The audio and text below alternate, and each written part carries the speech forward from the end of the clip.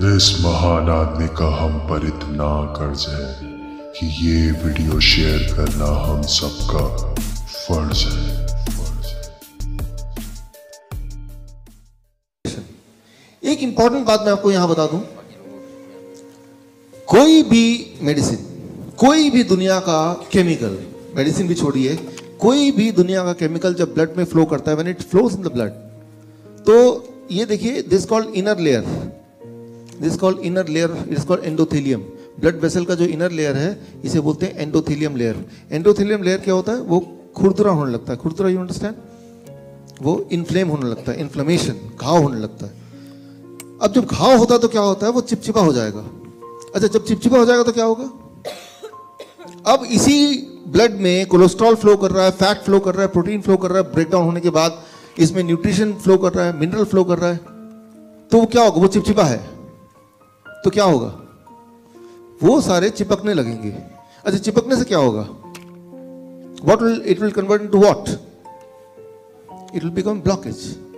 अब वो ब्लॉकेज को ले लें और उसको माइक्रोस्कोप के अंदर डालेंगे, देखेंगे इसमें तो कोलेस्ट्रॉल है, तो बोलेंगे देखो cholesterol causes blockage. But do you really think cholesterol causes blockage? जरा सोचिए, घर में आप देखेंगे बाथरूम में पानी लीक कर रहा है, तो पानी लीक कर रहा है, आपने किसी को बुलाया, पानी लीक कर रहा है, बोलेगा ऊपर का पानी का सप्लाई बंद कर दो क्योंकि पानी ही पानी है, तो राइट। सो पानी लीक कर रहा है तो पानी की गलती नहीं है, कहीं पे लीक होगा तो उसको ठीक करो, राइट। सिमिलरली अगर ब्लॉकेज है तो वो कोलेस्ट्रॉल दिखेगा, उसमें कैल्शियम दिखेगा, उसमें और बहुत सारे फैट दिखेंगे। दैट डज नॉट मीन कि उनकी वजह से है, उसका मतलब सिर्फ इतना है कि वो इन्फ्लेमेशन को, घाव को दूर करना है, ना कि कोलेस्ट्रॉल इटसेल्फ को कम करना है। देखिए, अगर मैं छोटी सी बात बोलूं, कोलेस्ट्रॉल, व्हाट इज कोलेस्ट्रॉल? एक अंडा लीजिए, अच्छा अंडे को एक पर्टिकुलर सर्कमस्टेंस में रखते हैं, कुछ दिनों तक उसको घुमाते हैं, एक पर्टिकुलर टेम्परेचर देते हैं, क्या होता है उसके अंदर से? एक चिड़िया निकल आती है। अंडे के अंदर चिड़िया निकल गई, ऐसा क्या है उसके अंदर कि उसके अंदर एक लाइफ छुपा था, वो लाइफ में कन्वर्ट हो गया। अगर किसी लैब में देंगे तो लैब वाला बताएगा 68% of the energy inside that egg is cholesterol, and rest जो है वो बाकी सारी चीजें, जितनी सारी न्यूट्रिएंट और होते हैं। नो कोलेस्ट्रॉल नो लाइफ, बल्कि कोलेस्ट्रॉल को एक्स कैटेगरी ड्रग में डाला हुआ है। एक्स कैटेगरी मतलब जो लोग प्रेग्नेंट होना चाहते हैं वो ये ना ले, क्योंकि कोलेस्ट्रॉल कम करेंगे तो जीवन कम हो जाएगा। तो कोलेस्ट्रॉल एक बहुत अच्छी चीज है, इनफैक्ट उसके बिना जीवन शुरू नहीं हो सकती थी। हमारे बाल बढ़ते हैं, हमारे नाखून बढ़ते हैं, हमारे ब्लड चेंज होते हैं, हर 3-4 महीने में नए ब्लड आते हैं, स्किन चेंज होता है, उसकी सबकी आउटर लेयर किस चीज का बना हुआ है? कोलेस्ट्रॉल। तो उसको कम करने की जरूरत नहीं है, वो तो ज्यादा ही होना चाहिए। लेकिन यहाँ पे हम ये दिखाएंगे, देखो इसके अंदर कोलेस्ट्रॉल है, इसको हटाओ। कोलेस्ट्रॉल कितना भी हटा लें, वो जब तक चिपचिपाहट रहेगी तब तक ब्लॉकेज रहेगा, राइट। तो अब चिपचिपाहट ना रहे उसके लिए क्या करना पड़ेगा? अब देखिए, हमारे आसपास की सड़क है जो गाड़ियों के लिए बनी है, गाड़ी मतलब कार जिसमें टायर होते हैं, अगर वहां पे टैंक कोई चलाए तो, टैंक, जंग का टैंक, तो क्या होगा उस सड़क में? What will happen? रोड टूट जाएगा, क्योंकि वो जो रोड बना था, वो रोड बनाते वक्त इस बात को नहीं ध्यान दिया गया था कि इस पे टैंक भी चले। टैंक के लिए वो सुटेबल रोड नहीं है, राइट। तो अच्छा, उस रोड को टूटने से बचाने के लिए क्या करना पड़ेगा? सिर्फ एक ही तरीका है कि टैंक को वहां चलने ना दिया जाए। कोई बोले टैंक भी चलेगा और रोड भी ना टूटे, वो हो नहीं सकता, बिकॉज रोड जब बना था तो वो उसमें उसकी जो मजबूती है वो टैंक के हिसाब से नहीं थी। तो सिर्फ एक ही चीज आप कर सकते हैं कि टैंक चलाए ना, और चलाएगा तो वो टैंक कोई चलाएगा तो रोड तो टूटेगा ही टूटेगा। सिमिलरली हमारा जो ब्लड वेसल है, जो इनर सेल एंडोथेलियम लेयर है, इसकी बनावट ऐसी है कि कोई भी केमिकल जब इसमें फ्लो करेगा, कोई भी केमिकल फॉर दैट मैटर, तो वो खुरदरा होगा, चिपचिपाहट हो जाएगी, और वो चिपचिपाहट होगी तो उसको ब्लॉकेज बोलते हैं। वही वाला ब्लॉकेज अगर किडनी में होगा तो इट्स कॉल्ड किडनी फेलियर, वही ब्लॉकेज हार्ट में होगा तो इट्स कॉल्ड हार्ट फेलियर, वही ब्लॉकेज ब्रेन में होगा तो it may cause brain stroke, वही ब्लॉकेज अगर पैनक्रियाज में होगा पैनक्रियाटिस। सो कई सारी चीजों में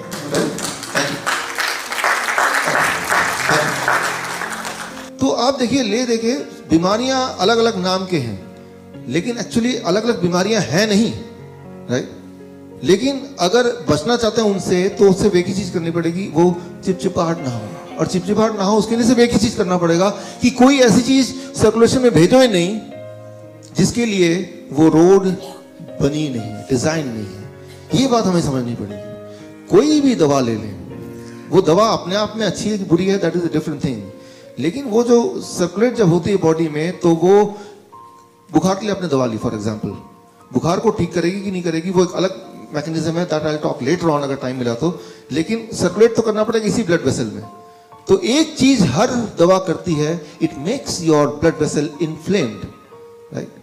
और ब्लड वेसल इन्फ्लेम्ड होगा, आप देखेंगे मेडिकल डेटा अगर देखते हैं कि जितने भी हार्ट अटैक के पेशेंट्स होते हैं उनको अगर उनका देखा गया कि पिछले 3 महीने का उनका रिकॉर्ड देखा गया, तो about 75% of the heart attack patient, उनके हार्ट अटैक होने के 3 महीने के अंदर उनको बुखार आया था जब उन्होंने दवा ली थी, और बुखार तो ठीक हो गया but it was inflamed. Inflammation से क्या हुआ? ब्लॉकेज, उससे क्या हुआ? Heart attack, right. तो हम एक बीमारी को ठीक कर रहे हैं but that lead to other thing, और दोनों को आपस में हम कनेक्ट भी नहीं कर पा रहे हैं कि ये हार्ट अटैक जो हुआ इसके कारण बुखार है। हमारे पास डायबिटीज टाइप 1 के बच्चे आते हैं, छोटे छोटे बच्चे, 3 साल का बच्चा, 4 साल का बच्चा। मैं अक्सर पूछता हूँ, हमेशा पूछता हूँ कि जब डायग्नोस हुआ उसके पिछले 3 महीने का रिकॉर्ड बताइए। 90% टाइम ये निकलता है कि 3 महीने का, जब मैं ध्यान से देखता हूँ, सुनता हूँ उनकी बात, कि बुखार हुआ था और उसके बाद बुखार से ठीक हो गया, फिर न जाने क्या हुआ, और देखा कि फिर शुगर चेक किया तो इतना बढ़ा हुआ आ रहा है, वेट बहुत लूज हो गया, बहुत सारे सिम्टम बताने लगे वो। तो एक बात याद रखिए कि खासतौर पर फीवर की बात कर रहा हूँ अभी मैं, कि फीवर कोई बीमारी नहीं है, it is not a disease कि उसको ठीक करने की जरूरत है। उसमें सिर्फ इतना करना है हमें कि हमारे इनर इंस्टिंक्ट को समझना है, सुनना है। वो कैसे सुनना है? बिकॉज आइडिया तो ये ना कि फीवर अगर है तो बॉडी ने क्या किया, अलार्म स्विच ऑन कर दिया। बिकॉज हाई टेम्परेचर जब होता है, एट दैट टेम्परेचर हमारी इम्यूनिटी सबसे स्ट्रांग होती है, और हाई टेम्परेचर जब होता है तो किसी भी तरह का वायरस इनएक्टिव हो जाता है, उस वक्त काम नहीं कर सकता, मल्टीप्लाई नहीं हो सकता, it can not multiply in high temperature. अब अगर टेम्परेचर लो कर दें तो क्या होगा? Virus will multiply.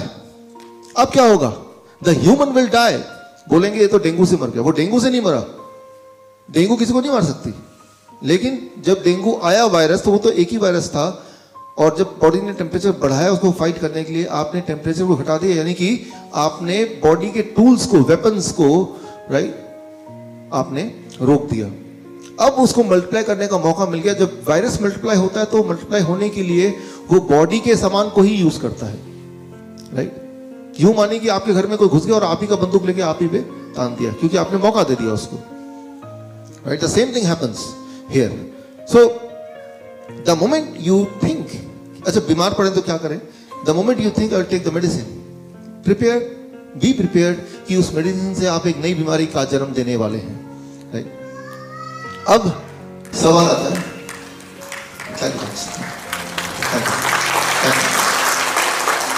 अब सवाल आता है कि तो फिर अगर ऐसी सब बातें हैं तो लोग कोई भी दवा खाते हैं, बीमारी पड़ते हैं, तो जाते क्यों हैं? अब देखिए एक इंपॉर्टेंट वर्ड है यहाँ पे, दैट इज कॉल्ड एक्सपेक्टेशन, उम्मीद। उम्मीद होती है कि उम्मीद है कि हम ठीक हो जाएंगे। ह्यूमन ब्रेन जो है वो लॉजिक पे नहीं चल रहा, ह्यूमन ब्रेन है वो उम्मीद पे चलता है। उम्मीद अपने आप में एक साइंस है, expectation is the science, I will get all right, right. आज से 100 साल पहले, 200 साल पहले लोग मंदिर जाते थे, पूजा करते थे, ठीक हो जाते थे। उम्मीद, it is called, medical science में इसको बोलते हैं प्लेसिबो, प्लेसिबो, प्लेसिबो, राइट। ये अपने आप में साइंस है। आपको लगा कि मैं ठीक हो सकता हूं, वो जो लगना अपने आप में, वो भी एक इंपॉर्टेंट रोल प्ले करता है। फिर वो लगा कैसे, किस चीज की वजह से लगा? कोई ताबीज पहन लिया तब लगा, या फिर कोई दवा खा ली तब लगा, या किसी मंदिर में गए तब लगा, किसी ने मन्नत मांगी तब लगा। तो उसका भी एक कंट्रीब्यूशन होता है जो आपके हीलिंग में काम करता है। वो 100% काम नहीं करेगा, लेकिन उसका एक कंट्रीब्यूशन, एक पार्टली कंट्रीब्यूशन है, that plays an important role. Thailand में कई तरह की मेडिकल पद्धति है, यहां तो फिर एलोपैथी है, सिर्फ एलोपैथी इज 99% और बाकी सारा 1%। इंडिया में, थाईलैंड में ऐसा नहीं है। वहां एक सिस्टम है एलोपैथिक सिस्टम, एक सिस्टम है allopathic plus Chinese, dual system. तीसरा सिस्टम है सिर्फ चाइनीज सिस्टम।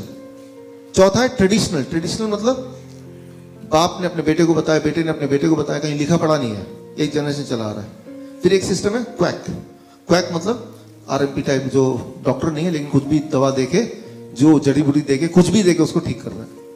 WHO ने स्टडी किया, इन 5 मेथड में से किससे लोग ज्यादा ठीक होते हैं, किसमें लोग ज्यादा सेटिस्फाइड हैं। और WHO ने ये दिया, उनका जो मेडिकल उनका जो कंक्लूजन आया कि पांचों की पांचों पद्धतियां बिल्कुल अच्छी हैं, पांचों से ही लोग उतने ही ठीक हो रहे हैं, एक जैसे ही ठीक हो रहे हैं। तो अल्टीमेटली आप कहीं जाएं, एक फेथ से जाते हैं। अगर आप मेरे पास आएंगे, there is a faith, body तब तक ठीक कर रही है, राइट, वो तो बॉडी कर ही रही है, और आपका फेथ मुझसे जुड़ा हुआ है, अल्टीमेटली आपको ठीक होना ही है। अब ठीक किसने किया? मैंने किया, right. So try to understand that is one faith. जहां भी आपका फेथ है वो फेथ काम करेगा। लेकिन फेथ अपनी जगह पे काम कर रहा है, लेकिन आप कुछ ऐसी चीजें खा रहे हैं जो बॉडी को हार्म कर रहा है, तो वो बीमारी तो ठीक हो गई, लेकिन एक नई बीमारी का जन्म भी साथ में हो गया। That's what we have to understand here, right. So यहां हम बात कर रहे थे एक्सपेक्टेशन की, प्लेसिबो की। मैं एक छोटा सा एग्जांपल दे रहा हूं to make you understand expectation क्या होता है, हमारा ब्रेन कैसे काम करता है। आज का टॉपिक है टॉकिंग फूड। आप कॉफी लेने गए, आप कॉफी वेंडिंग मशीन देखा आपने? पहले एक आवाज आती, धुआं निकलता है, are you able to relate? होता ना ऐसे? वो जो ये देखा गया है कि ऐसे रेस्टोरेंट जहां पे कॉफी वेंडिंग मशीन बाहर लगी हुई है, जहां कस्टमर्स को देख पा रहा है, वो आवाज सुन पा रहा है, वो वाला कॉफी ज्यादा टेस्टी। लेकिन अगर वो मशीन अंदर कर दिया किचन में, सिर्फ सीधा कॉफी लेके आ गए, तो टेस्ट थोड़ा कम है आज का, राइट। तो you are eating by your ears, अब कान से, राइट। तो ये पूरी एक बहुत बड़ी स्टडी है, ये बहुत बड़े मेडिकल जर्नल में ये आया है।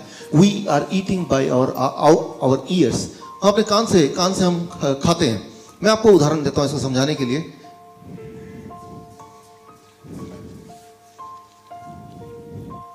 पापड़ है मेरे पास, राइट, ये भी पापड़ है, सेम पापड़ है, ये थोड़ा लचीला है। कौन सा खाना चाहेंगे? कान से खा रहे हैं ऑलरेडी, दोनों की न्यूट्रिशन सेम है। जब इसको जीभ में लेंगे तो केमिकल जो रिएक्शंस होते हैं जिससे टेस्ट आता है वो बिल्कुल सेम है, वो अलग नहीं हुआ, चेंज नहीं हुआ। न्यूट्रिशन चेंज हुआ? नहीं हुआ। केमिकल एक्शन जब इसको चबाएंगे चेंज हुआ? नहीं हुआ। चेंज क्या हुआ? अरे क्या टेस्ट, मुंह में पानी आ गया। We eat by our ears, हम कान से खाते हैं। Try to understand that. So हमें अपने अंदर की जो इंस्टिंक्ट है उसको थोड़ा अंडरस्टैंड करना, how it is working, right. कि टेस्ट मतलब क्या है, जब आप चूज करते हैं ये अच्छा है बुरा है, तो उसके पीछे कोई साइंस की जरूरत नहीं है। आप कोई चूज कर रहे हैं तो वो एक्सपेक्टेशन है, उम्मीद है, उस उम्मीद पे ही सारा कुछ हो रहा है। फॉर एग्जाम्पल, ये एक बहुत बड़ा रिसर्च है, ये बहुत बड़े जर्नल में आया कि जो पोटैटो चिप्स बनाने की कंपनी, उनको पता चल गया कि साउंड जो है वो एक इंपॉर्टेंट रोल प्ले करता है। Sound, right. तो उन्होंने अपने पैकेट को ऐसे बनाया कि पैकेट को जब फाड़ेंगे तो वो पेपर का साउंड आएगा, और ये देखा कि जिस पैकेट में वो वाले चिप्स डालें जिसमें फाड़ते ही पेपर का एक अजीब सा साउंड आएगा, तो वो वाला जो है वो ज्यादा टेस्टी लग रहा है। सो दैट इज व्हाट, कि उनका ध्यान चिप्स पे नहीं है मैन्युफैक्चरर का, कि उसका पैकेट की ऐसी आवाज आनी चाहिए कि एक आवाज। आप एक घर पे जाके एक्सपेरिमेंट करके देखिए आज, राइट। सो अपने बच्चों के साथ करके देखिए। मान लीजिए एक बेकार सा थैला ले लीजिए, उसमें एक अंगूर है, बच्चे को बोलिए ये खाएंगे, इसमें वही अंगूर है, ये खाओगे। अब देखिए उसका क्या इंस्टिंक्ट होता है, राइट। अब आपने बोला नहीं, दोनों ही खाना पड़ेगा, एक यहां से एक यहां से, दोनों ले लिया उसने। अब इसको खोला उसने, एक आवाज आई, ब्रेन ने बताया।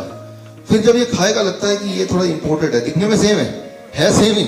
अब उससे पूछिए कि दोनों में से कौन सा ज्यादा टेस्टी है, राइट। तो आपको पता है कि उसका जवाब होगा ये ज्यादा टेस्टी है, थोड़ा महंगा लग रहा है ये। तो वो किससे खा रहा है?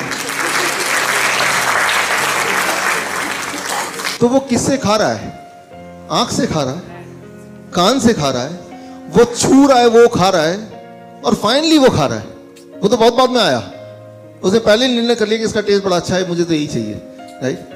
तो जब यहाँ से जाएंगे तो ऐसा ये आप लेके जाइए ताकि आप एक्सपेरिमेंट कर पाएं इसको, राइट। सब लोग एक और फिर बताइए भी मुझे व्हाट हैपेंस। सो जब आप सोचते हैं कि ये चीज़ टेस्टी है, ये चीज़ टेस्टी नहीं है, तो ये मत समझिए कि उसका टेस्ट है तभी वो टेस्टी है। That itself is an experience, जिसमें आपकी आंखों का, आपकी सोच का, आपकी कानों का, आपके बैकग्राउंड का, there are many thing which is contributing. अच्छा, एक एक्सपेरिमेंट कीजिए। आप कभी हॉस्पिटल जाते हैं मिलने के लिए किसी पेशेंट से, जब हॉस्पिटल जाएंगे ना तो उनको खाना दीजिए, भाई साहब आपके लिए खाना लाया लाल प्लेट में, खाएगा वो? सेम खाना इस पे डालिए, तो जब ये खाना लेगा यार थोड़ा भी खाएगा, यार मन नहीं कर रहा, तबीयत ठीक नहीं इसलिए खाने का मन नहीं कर रहा, राइट? जस्ट इमेजिन कीजिए हॉस्पिटल में लाल प्लेट। एक हॉस्पिटल में एक्सपेरिमेंट किया था अपने खाने के बजट को घटाने के लिए कि पेशेंट को लाल प्लेट में खाना देने लगते थे, और ऑब्वियसली लाल प्लेट में हॉस्पिटल में पेशेंट बोलता है खाने का मन ही नहीं कर रहा, right? So try to understand, आप खाना जीभ से नहीं खा रहे हैं, राइट? क्या खाना चाहते हैं वो इंपॉर्टेंट नहीं है, आप इस वक्त आंखों से खाना खा रहे हैं, राइट? सो जो हम जितनी हम समझते हैं, जो हमारी समझ है हमारे बारे में, उससे भी गहरी कई सारी बातें हैं। वो ये कि हमारे बॉडी की एक एक cells, each one of the cell of the body itself is having its own intelligence, right? And वो सारे इंटेलिजेंस जोड़ के that is we are। और इसमें जब हम कोई केमिकल बॉडी में डालते हैं तो we interfere with the total intelligence, जो कि आपस में एक हार्मनी में था, राइट? उस हार्मनी को हम बिगाड़ते हैं। मान लीजिए यहाँ पे बहुत सारे म्यूजिकल इंस्ट्रूमेंट रखे हैं, तबला रखा है, ड्रम रखा है, वो सब रखे हैं और सब बजाते हैं in harmony, that is called music. लेकिन अगर एक अपने मन से बजा रहा है, एक अपने मन से बजा रहा है, तो तब भी सब बजा रहे हैं, तब भी वही म्यूजिक सिस्टम है, तब भी वही लोग हैं, but that will called be as noise. उसे क्या बोलेंगे? नॉइज बोलेंगे। सिमिलरली मान लो आपको ब्लड प्रेशर है, गोली जब ब्लड प्रेशर का लेते हैं तो वो इट इज लाइक कि वो गिटार वाले को बोल रहा है तू जोर से बजा, ये नहीं देख रहा कि वो क्या बजा, आपस की सिंक्रनी वो नहीं है। क्योंकि जब भी कोई दवा लेते हैं तो वो किसी एक ऑर्गन पे काम करता है, ओवरऑल नहीं काम करता वो। और जब भी कभी कोई एक दवाई किसी भी ऑर्गन पे काम करेगी तो that will create a noise. वो ऑर्केस्ट्रा नहीं होगा, वो म्यूजिक नहीं होगा, उसको कहेंगे नॉइज। सो वो बैलेंस बिगड़ जाएगा, right? So we have to see, we have to understand, बीमार तो है चलो ठीक है, लेकिन बीमार रहने का ये मतलब नहीं कि बैलेंस बिगाड़ के और ज्यादा बीमार पड़ जाए, राइट? सो बीमार है, आई अंडरस्टैंड, उस वक्त हम थोड़ा डेस्परेट हो जाए, ठीक कैसे करें? फिर वो एक्सपेक्टेशन वाली बात, उम्मीद वाली बात, और जो उम्मीद है, अच्छा ये देखिए कि मैंने आपको एग्जांपल दिखाया कि दोनों एक टेस्ट के हैं, क्या कोई लॉजिक है उसमें? पापड़ जो कड़क से आवाज आएगी तो वो ज्यादा टेस्टी, कोई लॉजिक है उसमें? उसमें कोई साइंस है? कोई साइंस नहीं है। उम्मीद, एक्चुअली ह्यूमन ब्रेन जो है वो साइंस पे चलता ही नहीं है। ह्यूमन ब्रेन जो है लॉजिक पे चलता ही नहीं है, वो चलता है एक्सपेक्टेशन पे, वो चलता है जैसे हम बोलेंगे नॉर्मल भाषा में भेड़ चाल। जो चीज बार बार होती जा रही, जो चीज हमारा दिमाग, आंखें, नाक, कान उसको देख रहे हैं, एक्सपीरियंस कर रहे हैं, तो वही उसका अल्टीमेट ट्रुथ है, उसी को वो ठीक मानता है, उसी को एक्सपेक्ट करता है कि यही होना चाहिए। उससे अलग कभी कुछ होगा तो बोलेगा ये खराब है। जब भी आप डिसाइड करते हैं ये ठीक है ये खराब है, तो जो चीज एक्चुअली आपके लिए ठीक है उसे आप शायद मना ही कर दें। इट डिपेंड्स कि आपका पास्ट में जो एक्सपीरियंसेस हैं उसका कलेक्शन क्या है। मैं आपको एक उदाहरण देता हूं। अभी हम जा रहे थे यहाँ पे चंडीगढ़ के रोड में एक ढाबा है ना, क्या नाम है उसका? हाँ, गुलशन है, आप जाते हैं लगता है। हाँ, गुलशन के बाद एक और ढाबा है, हाँ सुखदेव ढाबा, राइट? हाँ, तो हमारे केंद्रीय विद्यालय के एलुमनाई मीट था, उसमें हम 4 दोस्त मिलकर गाड़ी में जा रहे थे कि वो रात के 1-2 बजे कि हम तो वो सुखदेव वाला ढाबा से खा के जाएंगे। भाई मैंने कहा कि हम तो चलो आपके साथ रहेंगे, खाना तो आप खाओ, हमारी गाड़ी में काफ़ी सारा खाना ऑलरेडी है। तो मैं सीन बता रहा हूँ, इमेजिन कीजिए वो बैठे हैं, चम्मच में वो खा रहे हैं, राइट? चम्मच हाथ में मुंह में डाल के खा रहे हैं। इज इट यूजुअल, नॉर्मल और एबनॉर्मल? अरे इसमें कौन सी बड़ी बात है? ढाबे में गए, चम्मच लिया, खा रहे हैं, दिमाग तो यही बोल रहे हैं ना आपको। अब जरा मैं इसको नए तरीके से पेश करता हूँ। जरा सोचिए, वो जो चम्मच से खा रहे हैं, मुंह में डाल रहे हैं चम्मच, वो ना जाने आपके मुंह में डालने से पहले हजारों लोगों ने उसको मुंह में डाला होगा, राइट? और उसमें थूका होगा, किसी को पता नहीं कौन सी बीमारी होगी, कोई कहां से आया होगा, वही चम्मच लेके मुंह में डाल दिया आपने। लेकिन आपके दिमाग में एक लॉजिक आ गया, अरे उसको अच्छे से धो दिया होगा, ठीक है, एक्सेप्टेड, आपकी लॉजिक को मैं एक्सेप्ट करता हूं। मैं बोलता हूं आप मेरा ब्रश ले लीजिए, अच्छी से धो लीजिए, फिर से मुंह में डाल के ब्रश कीजिए। वो तो इसी का है ना। चम्मच मुंह में डाल के आराम से खा रहे हैं, जो हजारों लोगों ने, न जाने ट्रक वाला, पता नहीं कौन सा ड्राइवर, जिसके सामने जाना पसंद नहीं करेंगे, कोई शराबी, कोई उसमें मुंह में डाल के खा रहा होगा, वही आपने लिए मुंह में डाल के, यार क्या स्वाद है। लेकिन अगर आपका दिमाग बोलता है नहीं, धो देने से सब कुछ ठीक हो जाता है, तो किसी का ब्रश लीजिए और उसको धो दीजिए अच्छी, जितना अच्छा धोना चाहे, फिर उसको मुंह में डालिए। वो तो फिर एक ही आदमी का है ना, राइट? हम कहीं भी जाते हैं, किसी रिश्तेदार घर जाते हैं, अपना एक ब्रश लेके जाते हैं ना, कि नहीं उनके पास ब्रश होगा, किसी एक का ले लूंगा मैं, करते धो लूंगा। होना तो ये चाहिए कि एक चम्मच भी जेब में लेके जाइए जब भी कभी रेस्टोरेंट में जाए, राइट? अपना चम्मच जेब से निकाला, खाया पिया, उसको धोया, फिर जेब में रख दिया। उसके पीछे नाम भी लिखा ताकि किसी और अपने जो फैमिली मेंबर के नाम से वो चम्मच मिक्स ना हो जाए। बोलना मैं सिर्फ यही, मैं ये नहीं बोलना चाह रहा हूँ चम्मच से खाना चाहिए कि नहीं खाना चाहिए, दैट्स नॉट द पॉइंट। मैं सिर्फ ये बोलना चाह रहा हूँ जो भी आप एक्शन करते हैं, that action is not a science. उसमें कोई लॉजिक नहीं है, उसमें कोई रीजनिंग नहीं है, वो बस है। और वो क्यों है? क्योंकि ऐसा चलता आया है। तो ऐसा चलता है, जो चीज चलती आती है उसको हम सोचते हैं कि ये ठीक ही है। कैसे हम डिसाइड करते हैं इज इट ये ठीक है कि नहीं है? सिर्फ एक ही चीज हम देखते हैं, क्या ये चलता आया है ऑलरेडी। अगर दिमाग ने उसको कई बार ऑलरेडी देख चुका है हमारे एक्सपीरियंसेस में, तो ब्रेन बोलता है दिस इज ओके, फिर चाहे वो हमारा नुकसान भी क्यों ना कर रहा हो। बस ये छोटी सी बात I want to make you understand.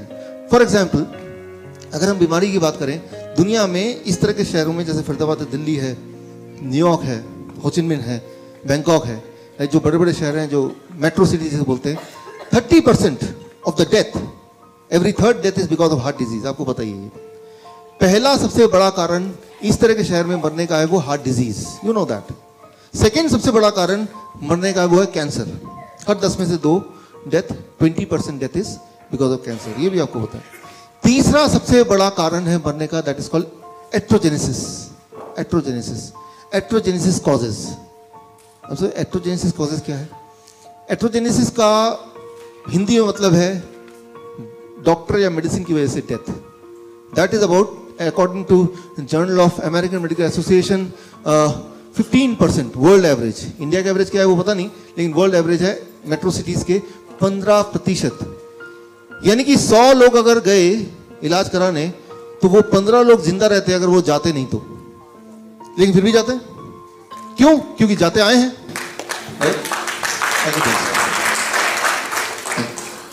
क्योंकि जाते आए हैं। ये तो आंकड़े दिखा रहे हैं, ये मेरे आंकड़े है नहीं, जर्नल ऑफ अमेरिकन मेडिकल। अच्छा, इसको और मैं रोबोस्ट करता हूँ। सारी जो सिस्टम चलते हैं मेडिकल की दुनिया में, जो अच्छे महंगे सिस्टम, जो ज़्यादा इफेक्टिव सिस्टम है, वो अमेरिका से आते हैं, एलोपैथिक सिस्टम। अमेरिका का हेल्थ आप देखें, अमेरिका दुनिया में सबसे ज़्यादा खर्च करता है हेल्थ पे, अपने सिटीजन पे। That you all know, that highest amount of money any country spends on their citizen is America on health. लेकिन अमेरिका की सिटीजन्स की हेल्थ का इंडेक्स अगर हम देखें, अगर हम WHO के उसमें देखें, it is rock bottom.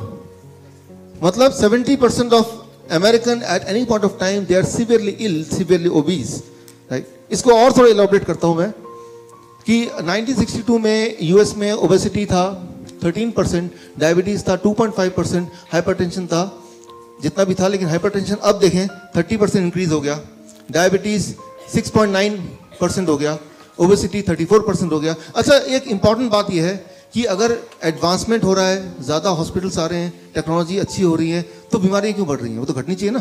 People should be healthy. तो ये है लॉजिक। लॉजिक से मैंने समझाया, लेकिन अब अगर आप बीमार पड़ेंगे तो क्या करेंगे? ब्रेन लॉजिक को बाईपास कर देगा उसी वक्त। ब्रेन बोले छोड़ो लॉजिक, कोई मतलब नहीं है, आप देखो पहले क्या हो रहा था, and brain will follow that, right? So वो आपकी गलती नहीं है, हमारे बॉडी की बनावट, that is how the brain behaves, right? Brain behaves whenever some action, जब भी आपको कोई एक्शन लेना है तो एक्शन लेते वक्त ब्रेन ये नहीं देखता कि लॉजिक क्या है, साइंस क्या है, किसमें हम ठीक हो सकते हैं, किसमें हमारी भलाई है। ब्रेन सिर्फ ये देखता है कि पहले क्या हो रहा है, पहले तो वो बताओ, पहले क्या करते थे आप ये बताओ, कल तक क्या करते थे। चांसेस ये हैं कि जो भी आप कल तक करते थे, जो भी आप देखते आए हैं, चांसेस ये हैं चाहे उससे नुकसान हो रहा हो या फायदा हो रहा हो, you will still do that, right? That is how our brain is programmed and that is what you have to understand. अच्छा, ऐसे में हम करें क्या? तो ये तो सारी सिचुएशन है, राइट? तो इस सिचुएशन को ध्यान रखते हुए what we have to do, so आज उस पर बात कर रहे हैं कि what we have to do. यहाँ से जब घर जाएं तो इस नॉलेज को अंडरस्टैंड करते हुए इसको हम प्रैक्टिकली अपने जीवन में अपने प्रॉब्लम्स को सॉल्व करने के लिए how we can use it, right? So उस पर हम फोकस करेंगे। अभी तक मैंने समझाया कि चल क्या रहा है, हमारा दिमाग कैसे बना है, हमारी चॉइसेस कैसे बनी है, मेडिसिन कैसे काम करता है, लीवर क्या करता है। अब मैं बताने जा रहा हूँ कि हमें क्या करना है once you go back home. Once you go back home from today what you have to do. ये 4 अक्टूबर को ये बुक लॉन्च हुई वियतनाम में। ये है दुनिया की सबसे बड़ी study on nutrition and human health. Nutrition and human health के बीच का जो कनेक्शन है, उस कनेक्शन पे दुनिया की सबसे बड़ी study, that is called China study. हमारे एजुकेटर्स को पता है, डायबिटीज एजुकेटर हैं यहाँ पे कुछ, या थैंक यू। तो ये आपने हमारे कई सारे ट्रेनिंग प्रोग्राम में नाम सुना होगा, China study, the biggest ever study on human nutrition and the disease connection, right? तो और वो 2005 में बुक लॉन्च हुई चाइना स्टडी के नाम पे।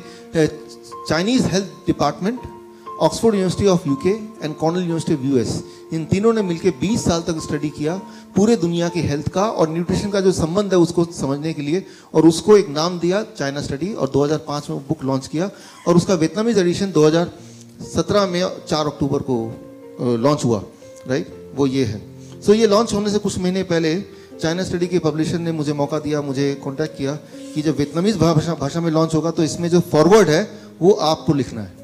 तो इसमें जो वियतनामीज भाषा में लॉन्च हुआ तो द फॉरवर्ड, राइट, आपको मेरा नाम नहीं दिखेगा दूर से, forward, I wrote the forward for the Vietnamese language. और अभी हिंदी भाषा में शायद जुलाई अगस्त तक आ जाए तो उसमें भी फॉरवर्ड मैंने लिख के दिया है चाइना स्टडी के पब्लिशर को, राइट। सो द बिगेस्ट, दुनिया की सबसे बड़ी स्टडी न्यूट्रिशन एंड डिजीज पे। तो मैं इस सब्जेक्ट पे पिछले 10 साल से ऑलरेडी काम कर रहा हूँ, राइट। ये इनके जो साइंटिस्ट है टी कोलिन कैम्पबेल, इनसे जुड़ा हुआ हूँ। सो यहाँ से मैं कुछ क्लू ले रहा हूँ कि यहाँ से घर जाके क्या करें, राइट। बहुत सारी चीज़ें जो हमारे एजुकेटर ऑलरेडी उनको पता ही है, लेकिन आज कुछ नई चीज़ें, इसको सिंप्लीफाई करने के लिए मैं आपको एग्जाम्पल दे रहा हूँ। इमेजिन कीजिए कि आज एक नया मेडिसिन, एक नई मेडिसिन का लॉन्चिंग होता है। ये गैदरिंग है, ये प्रेस कॉन्फ्रेंस है यहाँ पे, और आज अनाउंसमेंट होता है कि एक नया मेडिसिन आ गया। इमेजिन कीजिए थोड़ी देर के लिए, राइट। और उस मेडिसिन की खूबी बता रहा हूँ। मान लीजिए मैं मार्केटिंग एजेंट हूँ एक उस मेडिसिन कंपनी से, और मैं आता हूँ, भाई मैं आता हूँ यहाँ से, आप सबका स्वागत है कि आप यहाँ पे आए, और आपको जान के खुशी होगी कि आज हम एक बहुत ही बड़ी उपलब्धि को हासिल किया, क्योंकि आज हम एक नया मेडिसिन लॉन्च करने जा रहे हैं। उस मेडिसिन को लॉन्च करने से पहले मैं उसकी खूबियों से आपको मिलाता हूँ। उसकी क्वालिटी है कि 95% तक के कैंसर के रोग वो ठीक कर सकता है। उसकी दूसरी क्वालिटी है कि वो प्रिवेंट कर सकता है हार्ट अटैक, ब्रेन स्ट्रोक को, और इवन हार्ट डिजीज को वो रिवर्स कर सकता है, यानी कि ठीक कर सकता है। अगर वो डायबिटीज को पूरी तरह ठीक कर सकता है। उस मेडिसिन का डब्बा आप यहाँ पे देख रहे हैं, उसका नाम है WFPB, शॉर्ट फॉर्म में वो मेडिसिन, राइट। अच्छा, तो आप पूछेंगे कोई साइड इफेक्ट तो नहीं है? इतनी सारी खूबियां हैं। हाँ, साइड इफेक्ट भी है, उसके बारे में बताता हूँ मैं आपको। यूं मानिए मैं आपको इन्फ्लुएंस कर रहा हूँ, मैं आपको बेचना चाहता हूँ मेडिसिन आपको, राइट। तो पहला साइड इफेक्ट है कि वो वेट अगर किसी का ज़्यादा है तो कम हो जाएगा, कम है वेट, किसी का ऑलरेडी बहुत पतला है तो वो मोटा होने लगेगा, पहला साइड इफेक्ट। दूसरा साइड इफेक्ट है कि अगर वो मेडिसिन खाते हुए किसी को माइग्रेन पहले से था, एक्ने था, इंटेस्टाइनल डिसऑर्डर था, जुकाम वगैरह लगता था, तो वो भी अपने आप ठीक हो जाएगा। उस मेडिसिन का एक और साइड इफेक्ट है कि एनर्जी लेवल पूरे दिन बहुत स्ट्रांग रहेगी। और एक और है कि अगर किसी को इरेक्टाइल डिस्फंक्शन की प्रॉब्लम थी तो इस मेडिसिन का साइड इफेक्ट है कि वो भी ठीक हो जाएगा। तो ये तो रहे साइड इफेक्ट, राइट। अब आपको डिसाइड करना, मान लीजिए आप जेन्युइनली चाहते हैं कि ये मेडिसिन मैं लूं कि नहीं लूं, तो डिसाइड करते वक्त आप कुछ फैक्टर्स दिमाग में रखते हैं कि तभी जैसे आप ट्रीटमेंट लेने जाते हैं कि मैं इधर जाऊं कि उधर जाऊं, इस हॉस्पिटल जाऊं कि उस हॉस्पिटल, इस डॉक्टर के पास जाऊं कि उस डॉक्टर के पास। तो दिमाग में कुछ फैक्टर्स आते हैं जिसकी बेसिस पे आप डिसाइड करते हैं which medicine, which treatment should I take. तो वो कौन कौन से फैक्टर्स हैं? आप मुझसे मान लीजिए पूछ रहे हैं, चलो ये सब तो ठीक है, लेकिन मुझे ये खरीदना ही नहीं खरीद रहा हूं, उसके लिए कुछ फैक्टर्स हैं। Criteria to decide which treatment to choose. जब भी आप कोई ट्रीटमेंट चूज करते हैं, जब भी आप मेडिसिन चूज करते हैं या ये मेडिसिन भी चूज करेंगे, तो पहला 3 चीजों पे आप सवाल पूछेंगे। कितनी जल्दी ठीक कर सकता है ये? आपने बोला कैंसर ठीक कर देगा, लेकिन कितनी जल्दी? अगर बोलेंगे 20 साल में ठीक कर देगा, उससे पहले तो पेशेंट ही मर जाएगा। तो सबसे इंपॉर्टेंट बात, जब भी कोई ट्रीटमेंट आप लेते हैं तो पहला होता है दिमाग कि how quickly. Nobody would like to stay sick for long period, कि कुछ भी हो जाए जल्दी से जल्दी, पहला। नंबर 2 सवाल होता है कितने सारे हेल्थ प्रॉब्लम को एक साथ वो एड्रेस कर सकता है। अभी क्या होता है, एक इंसान 20 गोलियां, 25 गोलियां, 30 गोलियां, 40 गोलियां, अनलिमिटेड गोलियां खाता रहता है, लेकिन एक दवाई ऐसा कि कितनी सारी प्रॉब्लम को एक साथ ठीक कर सकता है, ये भी एक इंपॉर्टेंट बात है। जितनी ज्यादा प्रॉब्लम को एक साथ ठीक करेगा उतना ज्यादा चांसेस है कि आप उसको खरीद लें। तीसरा बात, how much will the health improve. एक तो है कि टेम्पररी रिलीफ मिलेगा या परमानेंटली वो क्योर होगा। तो ये 3 एक मेजर बातें हैं जिस पे आप डिसाइड करेंगे कि भाई वो मेडिसिन लेना है कि नहीं लेना है, राइट। तो सबसे पहले हाउ क्विकली इट वर्क्स, कितना जल्दी वो ठीक करेगा, इस पे बात करते हैं इन कंपैरिजन टू बाकी अवेलेबल दवाइयां, है ना। तो ये जब गाड़ी खरीदते हैं तो इसकी एवरेज कितनी है? 60। अब सोचते हैं कि बाकी की कितनी है, तभी तो ये डिसाइड करते हैं ज्यादा है कि कम है, तो बाकी को कंपैरिजन। तो मैं इसको एग्जांपल देके साइंटिफिकली एक करता हूं। 2006 में एक दवाई आई थी रेनोलाजीन, और ये दवाई थी, अभी भी है, एंजाइना, हार्ट, दिल के दर्द होगा तो डॉक्टर पास जाएंगे, ये अगर दवाई देंगे तो ये दवाई कोई 6 हफ्ते तक खाएगा तो फिर उसके हार्ट का जो पेन है, जो एंजाइना, वो कम हो जाएगा। और ये सबसे ज्यादा फास्टेस्ट टाइम, मतलब 1.5-2 महीने लगेंगे तब भी, और उसके बाद कम होगा। लेकिन साथ में साइड इफेक्ट भी इसके अपने हैं। हेडेक हो सकता है, कॉन्स्टिपेशन हो सकता है, डिजीनेस, नॉसिया हो सकता है। उसके मुकाबले मेरी जो दवाई है, जो मैं भी लॉन्च करने वाला हूं, वो 1 से 2 हफ्ते के अंदर ही वो एंजाइना को गायब कर देगा, पहली बात। दूसरी बात, इसका कोई साइड इफेक्ट नहीं है, राइट? तो क्लियरली, और साइड इफेक्ट है तो वो पॉजिटिव वाले हैं, तो क्लियरली इसमें तो मैं पास हो गया कि ये ज्यादा इफेक्टिव है, ज्यादा क्विक है, राइट? अब आता है कितने सारे हेल्थ की बीमारियों को एक साथ ही एड्रेस कर सकता है। कैंसर को 9 महीने में ठीक कर देगा, हार्ट डिजीज को 1 से 3 महीने में, ओबेसिटी को 1 महीने में, ब्लड प्रेशर तो 7 दिन में कंट्रोल कर देगा, ब्लड शुगर तो 3 दिन में कंट्रोल कर देगा, राइट? तो ये काफी प्रॉमिसिंग लग रहा है, राइट? और ये सब मैं नहीं बोल रहा हूं कि मैं बोल रहा हूं, ये ऑलरेडी साइंटिफिकली प्रूवन है। अच्छा,